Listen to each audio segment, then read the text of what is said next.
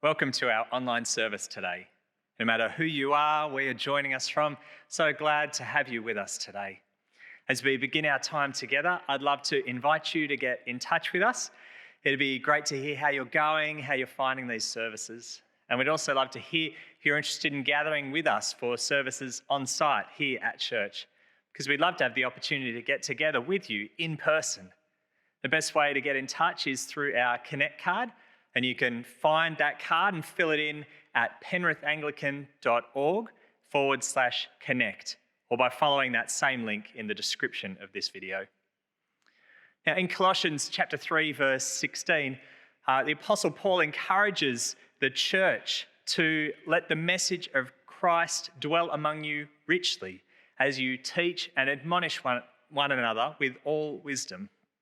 But due to our current circumstances, with some of us gathering on site, some of us gathering online, we might find it harder than ever to connect with and encourage each other with the Word of God. Instead, we might find it easy to leave church behind for the week once the last video is played or the last prayer is prayed. But thanks also to our current circumstances, there's no better time for us to identify and take up new opportunities to encourage each other and remain connected with one another on Sundays. Now, Craig Glassick from Vine Growers suggests a simple and practical way forward for us.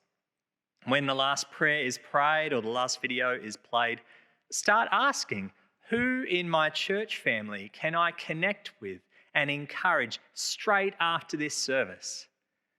And then when you identify that person and take up the opportunity to speak with them, to call them, to text them, ask them these three simple questions.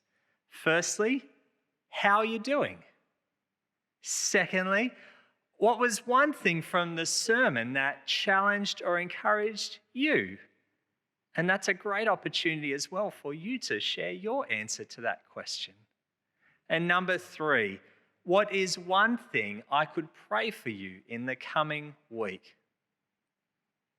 As you can see, it doesn't need to be complicated or long or difficult for us to remain connected and to encourage each other.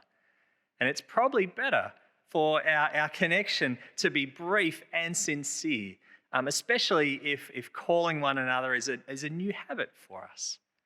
Now, no matter what it looks like, it's great for us to keep thinking of ways like this that we can remain connected and continue letting the message of Christ dwell among us richly on Sundays, no matter where we're gathering.